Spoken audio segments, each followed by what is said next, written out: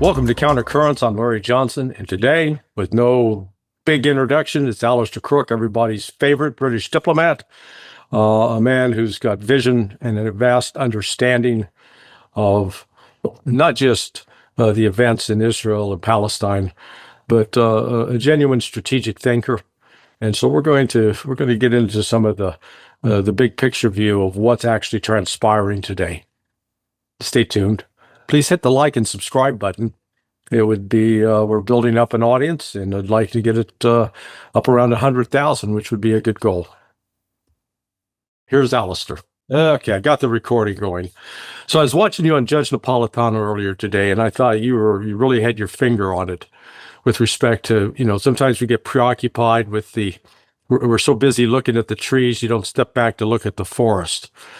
So I want you to let's give the forest view of what's taking place now, not just in the West Asia, Middle East, but the global picture of what's transpiring right now.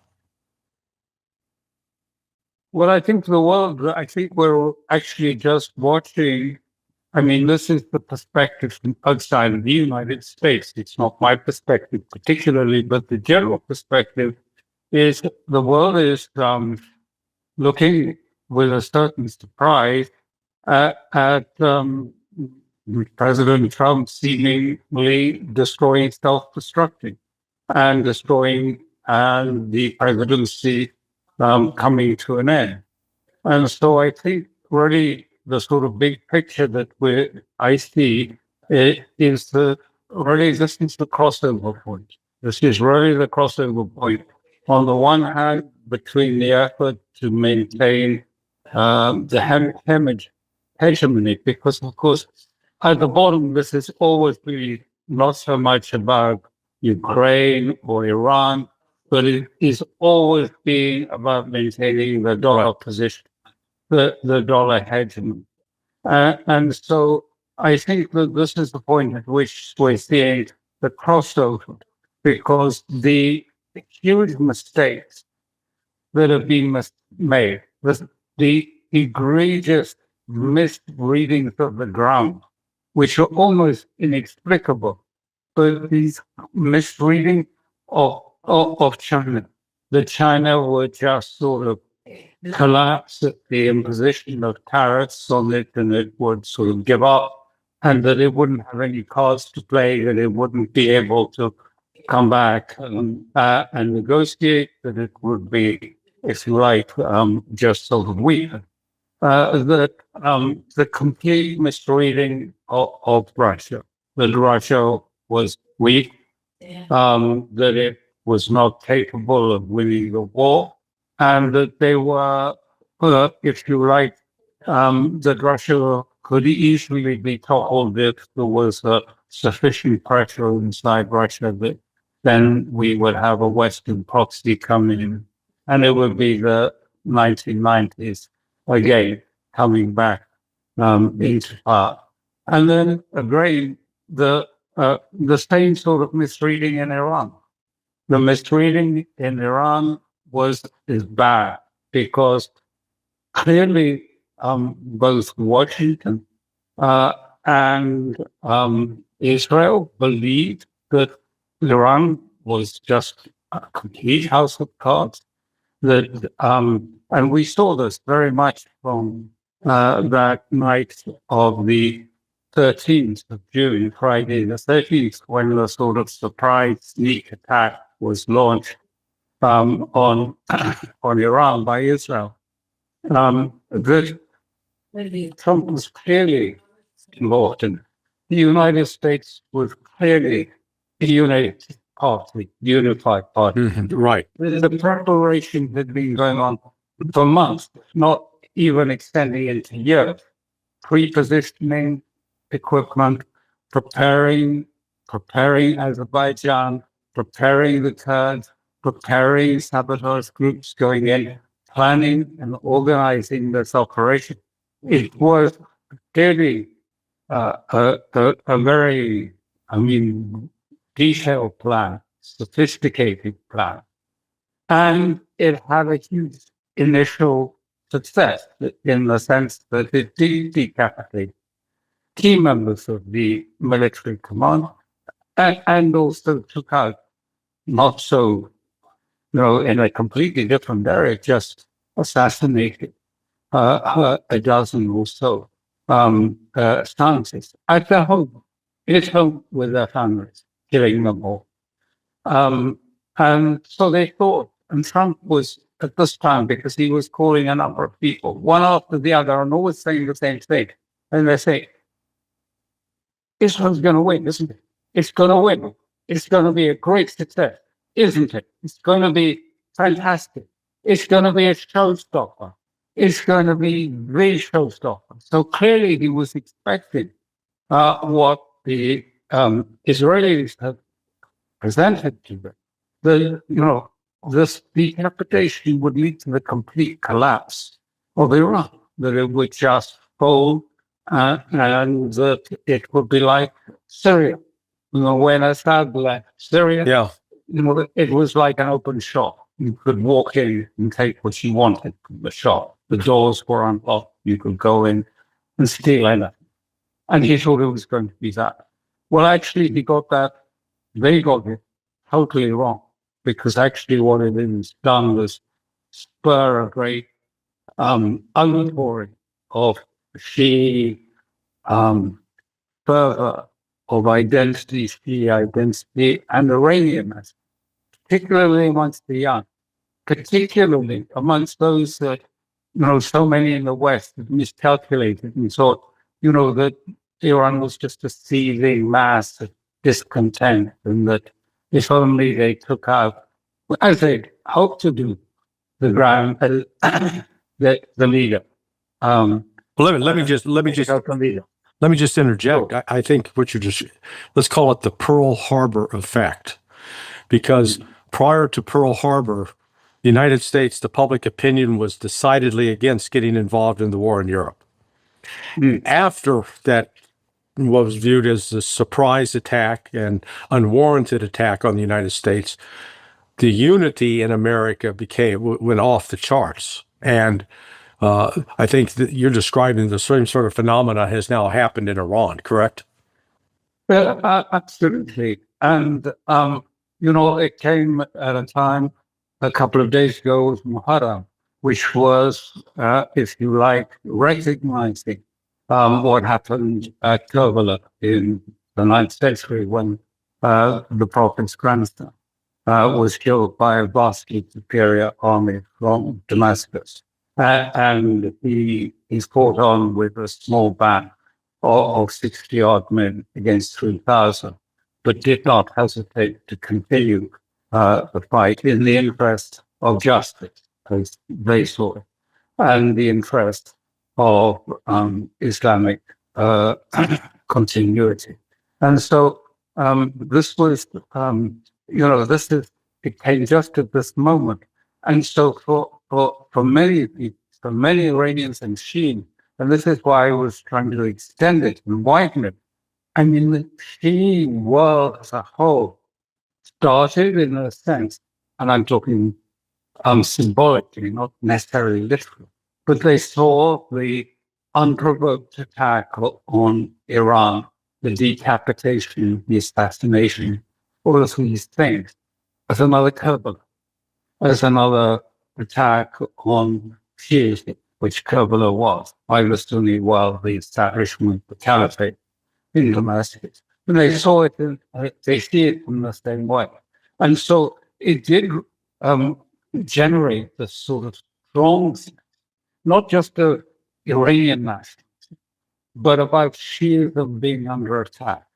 And this was reflected. I made a short message of it, but it was very important that after that attack, there is a thing called the Madra'iyya, which is the sort of the Ayatollahs. These are the people that lead the Islam across the world, Pakistan, Iraq. These are the people, and they call Marja. These are the people that you go to. Most people, she have a Marja that they refer to. You can refer to it for guidance, even on things like, divorced or what's happening in the family level, you have a Mahdi, and he is the sort of moral guide for many, many people. And some of them are really famous, like Grand Ayatollah Sistani, who is, almost, people, I wouldn't say worship is the wrong word, but I mean, he is, a rock star. Yeah, in yeah, his work. yeah. And there are four others that all wrote these statements saying that if there's an attack on the Mahdi, on the supreme leader, then we will issue a jihad fatwa against America and Israel.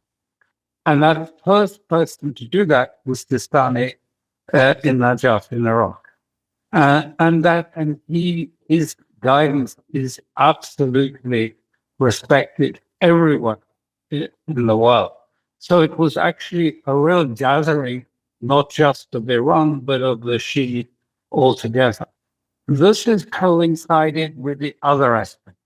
And it's one of these coincidences, unfortunate, tragic coincidences, which are really changing that part of the Middle East, because what is happening at the same time as we see in Syria, the remnants, or at least the rebirth of ISIS, after 10 years, the worst type of repressive jihadist of that type of, if you like, al-Wahhabism, has come back into being in Syria, has taken over Syria with the support of Turkey. And it is on a killing spree against Shia. Alawites are Shia. I think people just hear them being Alawites. But they are a form of Shia that separated from the Torah Shia, I think about 6th century, 7th century ago. Mm-hmm. But they are accepted by the supreme leader in Iran, accepted and issued a statement saying that the Alawites are all Shia. They are being killed, thousands. Neighbors are killing them. They are being killed in Latakia and those places where they have are mostly concentrated. Their daughters, their young wives are being taken, kidnapped, and then put into marriages with the young jihadists, just as we saw in Iraq during that period, to be effectively the sex slaves of the jihadist movement. And you can imagine this having a huge effect, and not just on Shia, but it's also on many Sunnis who are, expressing sympathy with the Shia. I mean, conversions are not unheard of in these sort of times.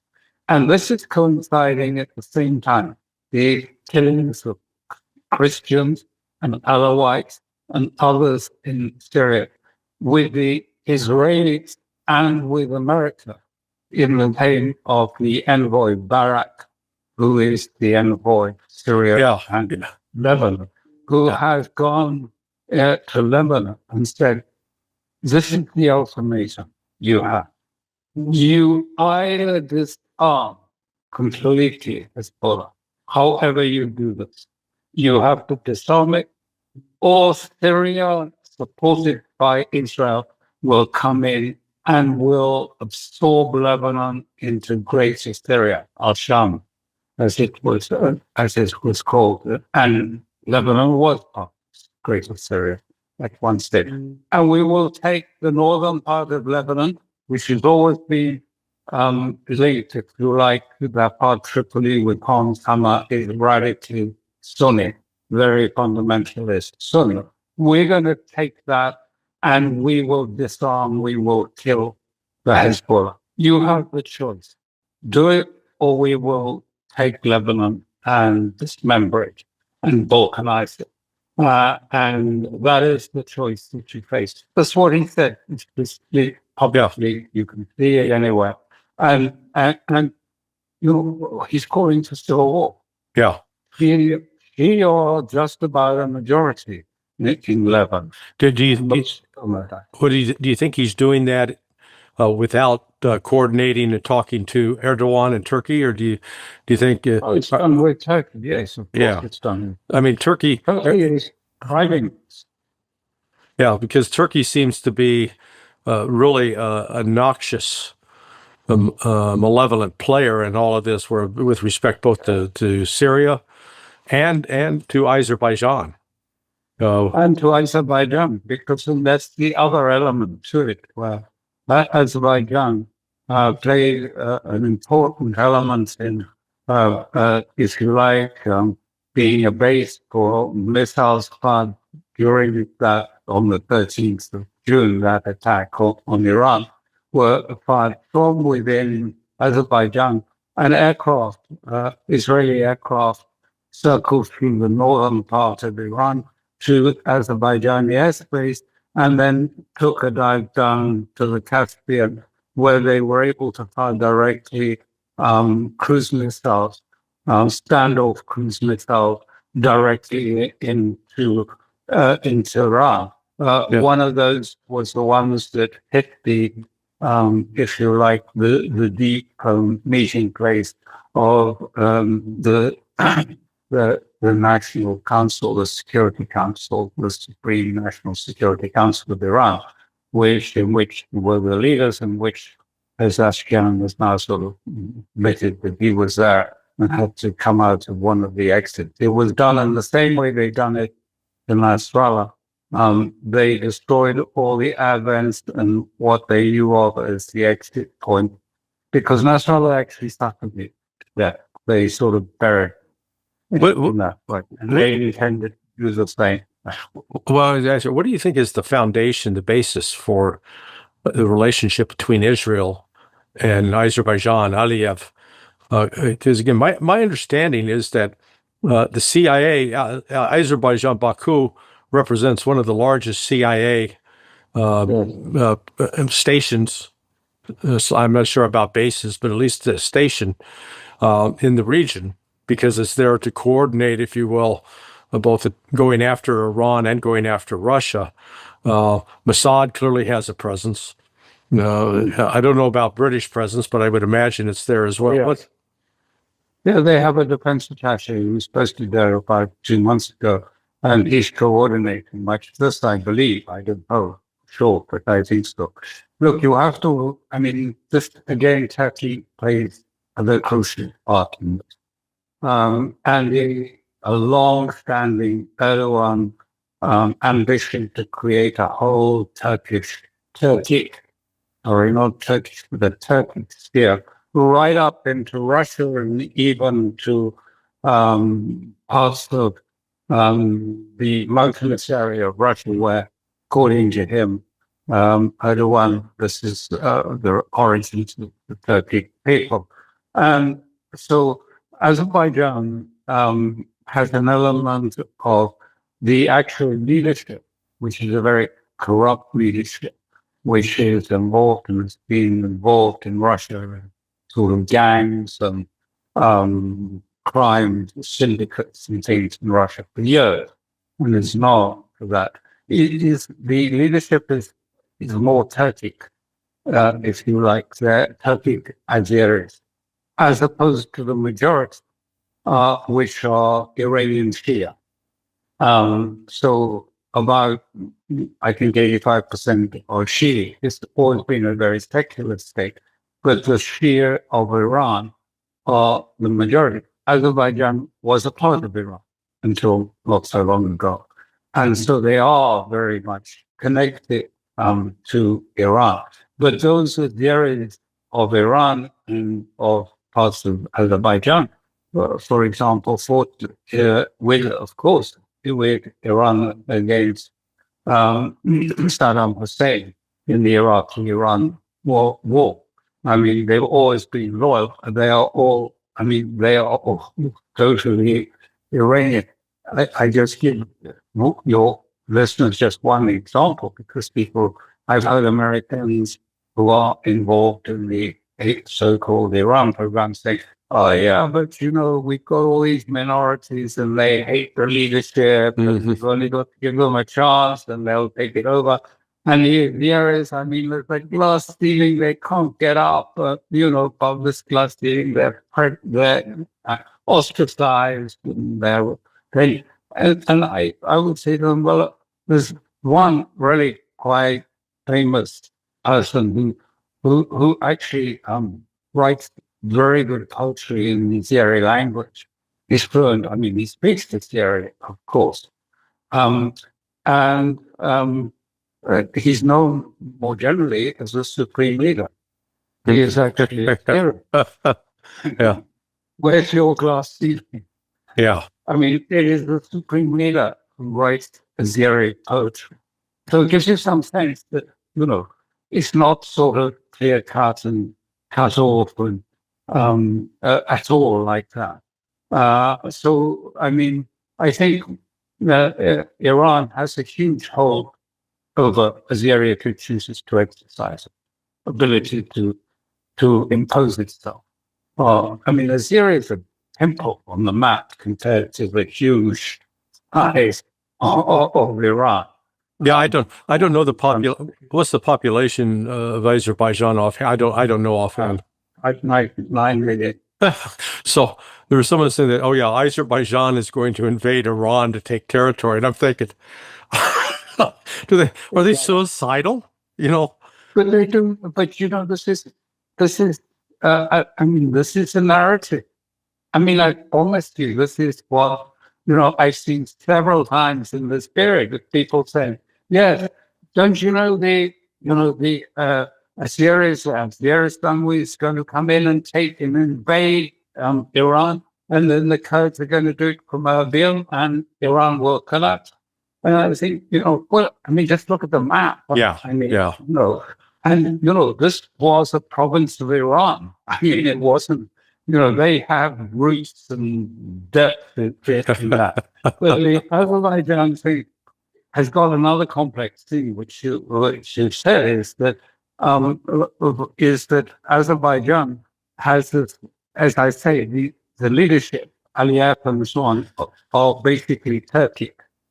Long ago, there was a Turkic element, and the Shia were there, and then that came in, and then it became very secular during the Soviet period, and it is now known for its crime syndicates, particularly deeply buried in Russia, and Turkey operates in this, and what they're trying to do, Turkey has this ambition to open this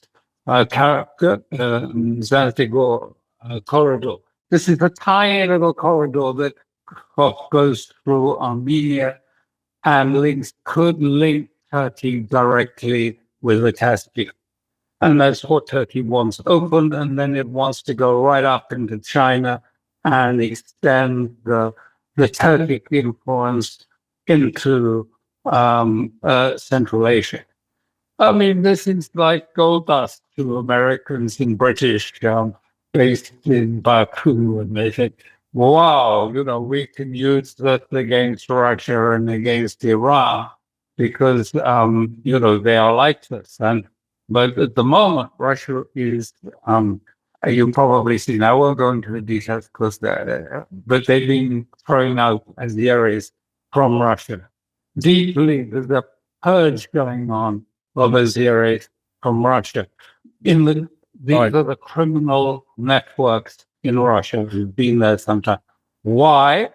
Because the Russians say that it was these Azeri criminal groups that had played a part in facilitating the spider's web attack on Russia. The same thing that we had in Iran, where pre-positioning drones inside the country, preparing the sites for them to be used. In that case, it was preparing drones in Russia to attack the strategic bomber bases of Russia. And they think that these criminal units were part. So there's a purge. They're purging the areas from the security services of Russia. and they hit back at Azerbaijan. You probably saw 2 Ukrainian refineries not so long ago. I can't remember exactly. Were destroyed by. Yeah, it was last week, and those I understand those were owned by actually Aliyev, the president. That's right. They were owned by them. Yeah. Yeah. So And also the Haifa refinery right. was not owned by him, but taking oil from Azerbaijan. It was again oil from Baku. That was Apparently, that. So it's lost 2 of the main sources of income. well, in fact, the Haifa refinery, Stanislav Krapinski, who actually worked in the oil business, he was interviewed recently on the Duran, and he said that refinery is down. It's not going to be up for a while, maybe a month or two. So it suffered significant damage, which is got to be having a direct impact on the Israeli economy. Exactly. But the point is here, to get back to the big picture, everything is being heated up. The Caucasus are being heated up. They're seen by the West as the soft underbelly of Russia, like Georgia and Azerbaijan, Armenia, which is trying to join NATO.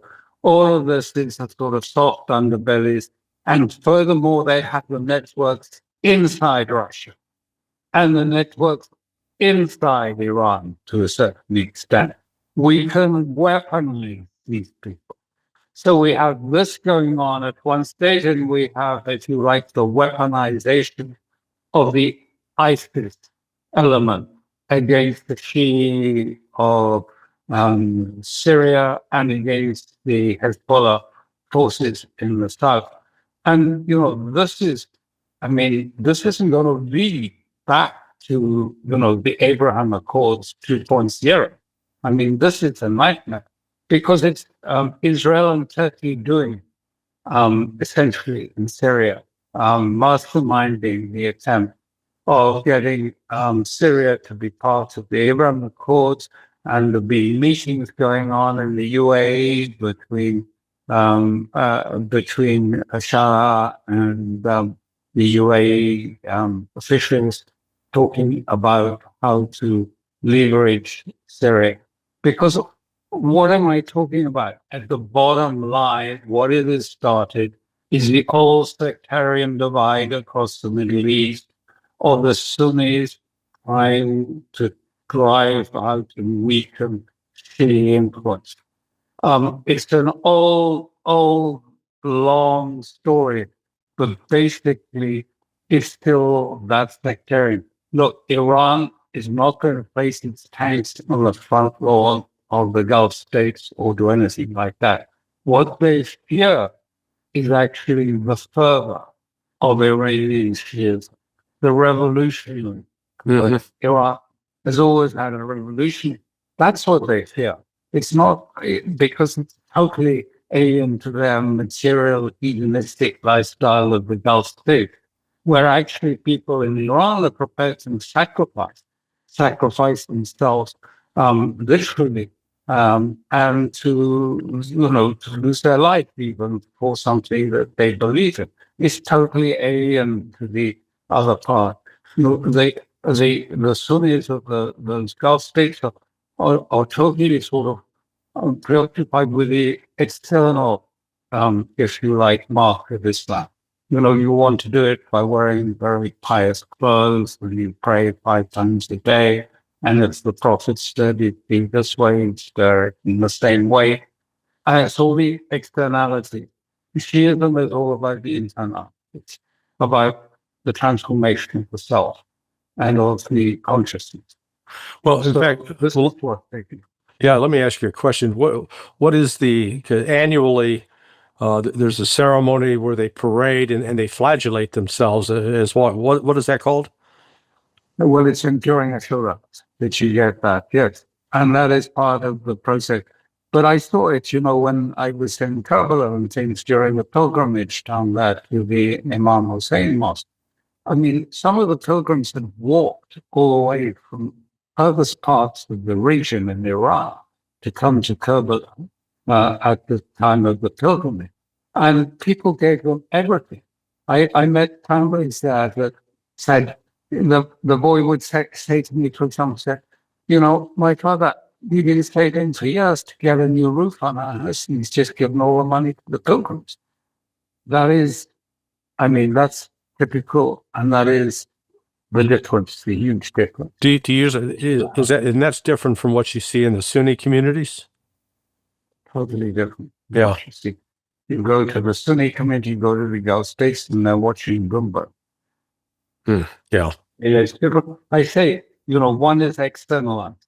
The main thing is that you should, for Sunni Islam, these people, we call them Salafis, but it is the tradition of the Prophet has to be replicated exactly. The right clothes, the right, mark on your head, and all of these things, the external exemplar. And so they are called scientific Salafists because of the whole history of what the Prophet might have done or said on this day, on that day, on the other day. And they trace these sort of progressions, the authenticity of all of these things. It's called the Hadith, and they follow them exactly. Whereas if you look at Shiism, you take something like Ghazali, who was a poet, and he eventually was the caliphate, I think, executed him. But he was a man, and he wrote, and I remember it very well, he wrote these passages in which he said, listen, you may know the Quran by heart. Maybe you can repeat it by heart. You know Sharia law, you know the Hadith, you know it all. You're still not a Muslim. You're only a Muslim when you have allowed that knowledge to transform, to change your conscience, transform you as a human being. And that is, if you like, the difference.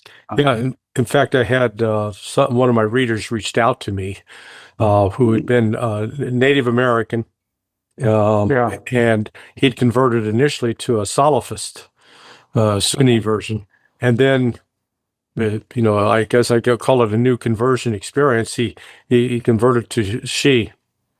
So yeah, it parallels what you're saying. What do you make of we immediately after the Trump obliterated the Iranian nuclear reactors?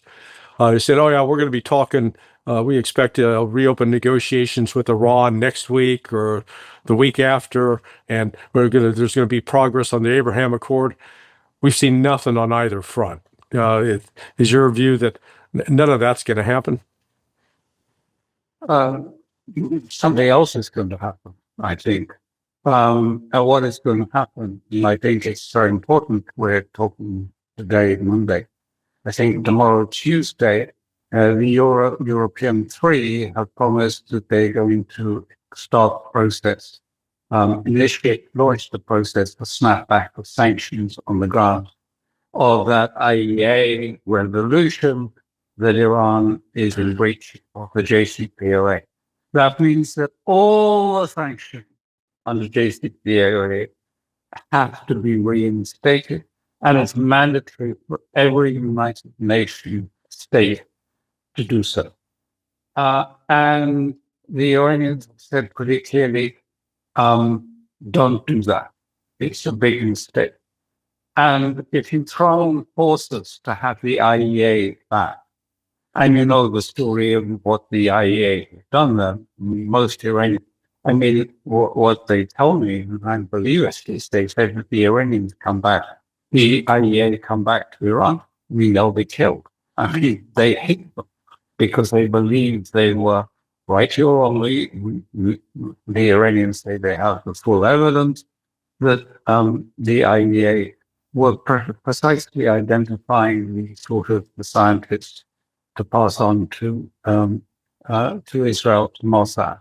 Now, I don't know whether that's true. I can't tell you, but I do know that the IEA used to insist that they needed to have talks and to have interviews with the Iranian scientists to ask them about the state of the program. What happened to that information? I can't tell you, but most Iranians would tell you that they believe that the IEA both set up, remember the resolution on the 12th of June, which declared for the first time in years, and which the Russians have condemned utterly, Chinese too, that it was in breach of the JCPOA. Then they attacked in the 30s. And the West is now saying, well, the IEA must come back. They have to, monitor where everything is. And these are just regarded as the Western spies. And so they're not going to be allowed back. So I think what will soon happen, if the European countries do and are successful in launching snapback, and the West goes on to insist on the IEA going back to Iran, they'll leave the NPT. It's clear. They'll leave the NPT. And so at that point, then there will be all sorts of cries from Israel and from parts of the United States and parts of Europe saying, oh, we can't have that. We need another attack on Iran. We have to make sure that this is completely settled. We have to finish the job in Iran.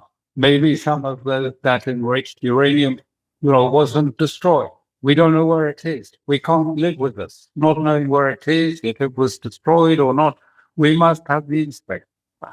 Right. And if they push that, they'll probably leave the NPT, and then there will be pressure for more military action against Iran, particularly as what I said to you about Iranians and their sort of, if you like, their fervor, the passion that is, especially present amongst Shia, either in Hezbollah or in Iran, whichever, if you like, or anywhere else in Iraq, which does, if you like, it frightens Israel too. That's what they want, if you like. And they feel the only way to do that is by regime change.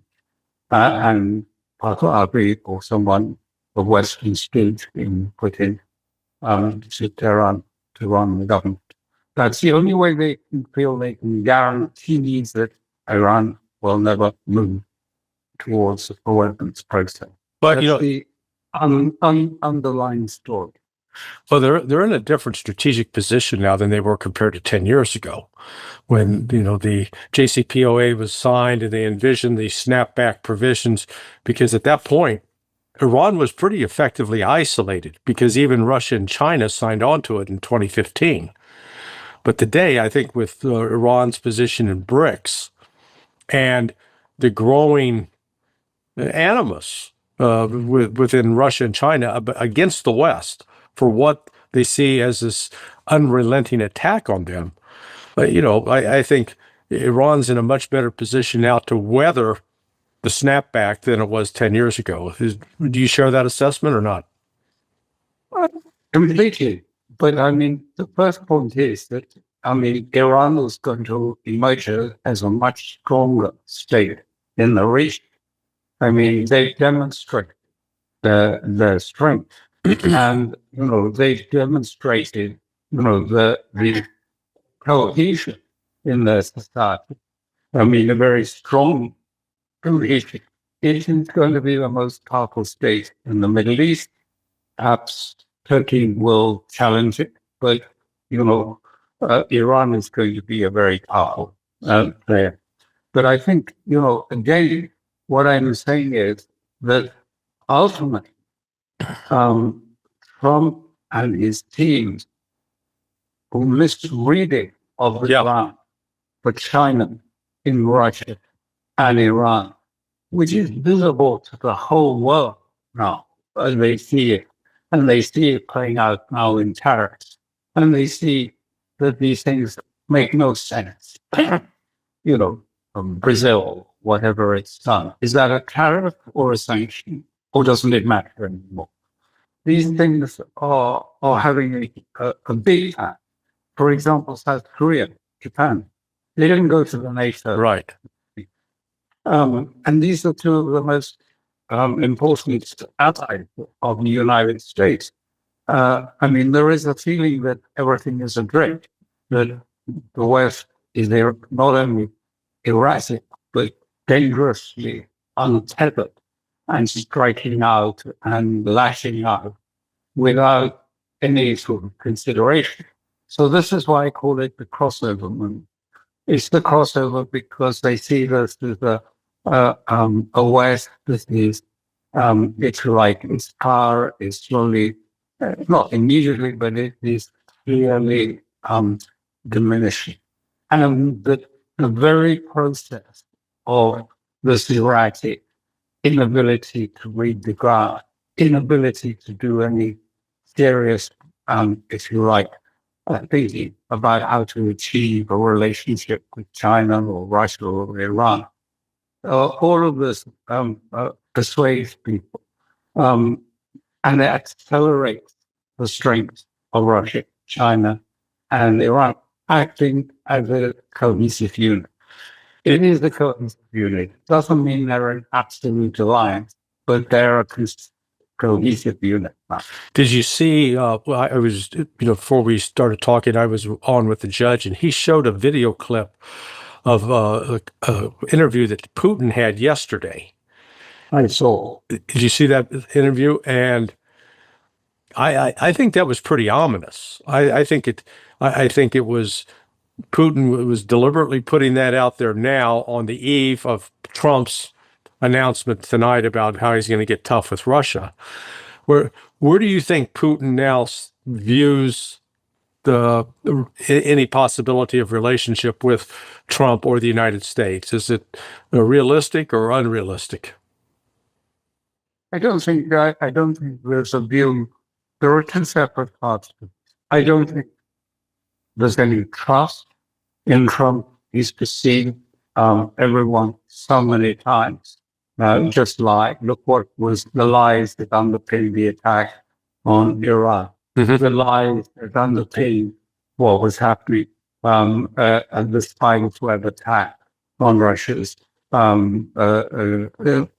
strategic policy. The lies that persuaded the agreements that they thought they had were with the United States were deceit. All of these things, Putin and the Iranians see them as meaning, it's not agreement capable. The United States cannot come to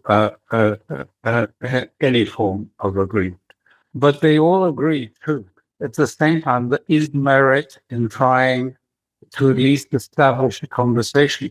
I was speaking earlier, and I think, I don't know if you heard it, but I was saying, on the very basic, what is the sort of grassroots of establishing a relationship between the United States and Russia is to do the basic diplomatic groundwork, return the seized consulates and properties that belong to Russia in the United States, were seized not by Trump, but by an earlier administration, to launch flights between the two capitals to a point. And then that's all these things. When you read it and you say, if they can't even do that, I mean, quite clearly, they don't intend to. They don't intend to have a proper relationship with us. I mean, this is very typical. And, ultimately, Putin's point is being saying all the time, okay, what is the relationship? You don't have to trust us. You don't have to believe everything I say. What we have to do is to get to the point when either of us says something, we mean what we say, we do what we say, and we can implement what we say. If that doesn't hold, then there's no relationship, right? It's just, narratives. And that's the case at the moment. They just don't believe that there is really an ability, because, why don't you do this? I've given an example. The most simple thing would be, we all know that if you write a finding a presidential fine was written during the last administration, instructing the CIA to pursue operations in the depth of Russia. Now, all it would take would be for Trump to say, well, maybe it was done by the auto pen. Yeah. And it doesn't have to sort of contradict it. He just said, look, we're just looking in, maybe it was an auto pen signature on it. We'll try and find that out. But in the meantime, we're going to stop them attacking Moscow and keeping us back at this thing. Why doesn't he do it? And the conclusion everyone comes to it, because he can't. Yeah. The deep state is taking him over. The deep state is, and the deep state and other allied foreign interests are running this process, because the simplest thing, can't return the consulates, can't return, the basic, the property that Russia owned. Instead of which we're going down the opposite route. We don't know what's going to be announced tonight, but all the indications are that they're going to seize more of the Russia's sovereign assets that have been frozen in Europe and in America, and take them and use them to fund weapons for Ukraine. So, I mean, what does this tell you if you're Russian? Well, let's get on and finish off what we're doing in Ukraine as quickly as possible. Yeah. Well, by the time this airs, we will have heard Trump's much ballyhooed announcement. I watched an interview you did with Press TV where they replayed predictions you made 2 weeks before the attack. So we're going to change your name from Alastair to the Prophet. The prescient one. So I'm gonna give you a chance to do it again. So I know what happens to prophets. Yeah. No, without honor in their own country. What do you think Trump's going to do tonight? Well, I think it's been pretty well foretold. I think he's largely, the detail may be wrong, but I think what was said by Blumenthal and Graham on their television programs, the first part of it will be an appropriation, some part by the Europeans or Americans, of the frozen assets, which is totally legal. Right. They are protected from that.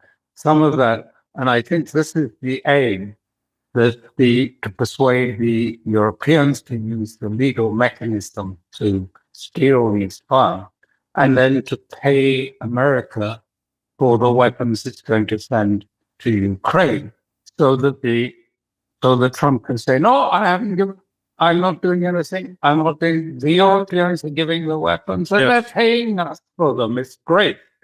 What's to complain about that? And I think so. I don't know how much, if it'll be all of it or part of it. I think, in fact, the Europeans are already dipping into the principal of sums. I don't believe, because they keep giving $1 billion here, $1 billion there. And, when it was first frozen, we were told it was 1.2 billion a year. And they seem to be giving it every 2 months or so. Yeah. I think the second thing is, and this you followed more than me, and you're the expert. I don't think actually the America really has much to give. Correct. Right. And it will take months to get it there. In any case, the JASM missiles, I think they have a normal range of about 350 miles. Correct me if I'm wrong. Right. They may be able to extend it to get it, but I mean, first of all, those have to be they're standard missiles, as I understand it. They have to be launched from an F-16. And I don't know how many Ukraine have left now. But if you're going down the route of saying, well, we're going to give you some more F-16s, and we're going to have to train the pilots and prepare them. Right. This is years away. It's just... And then the last part is that, that will be the big ballyhoo, will be, sanctions, bone crusher sanctions. I just don't believe it, actually. I mean, I think this whole thing about sanctions.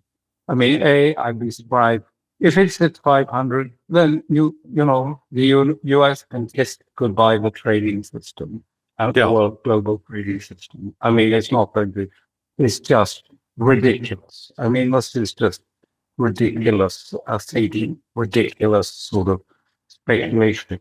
It's actually, I mean, discrediting. I mean, I did believe, and I do believe that there is a role for tariffs if you're trying to rebuild a real economy, a real manufacturing economy to protect infant industries and to do things. But this is now tariffs used as sanctions. Yeah. Why is it this high for one and this high for someone else? It's not being used in that way, which is why there's such a reaction against it from all sorts of states who are now trying to cooperate with China. Okay, the Europeans are talking about how they need to do a deal with China to avoid getting involved with American sanctions. So it's counterproductive. It's the same way as the attack on Iran was counterproductive, the same way that this attempt to impose a ceasefire on Russia has been counterproductive. All these things together spell for me this sort of crossover point, where actually you can see the physical dismemberment of Western policy and thinking. And it's failure is actually increasing the strength of other states. For example, China. China has to do nothing. You look, I think you said this, but look at the rate of what a euro is now on the foreign exchange. It was a little while ago, it was about parity. Now you'll see it's about 1.17 or 1.18. 17% devaluation of the dollar at this time. Well, for states that are holding, large holdings of dollars or treasuries, 17% loss of value on your asset is big. So China doesn't have to do anything. It can, and Russia, they're just sitting and watching. That people are saying, it's so unstable in the United States. Look, the market is going crazy.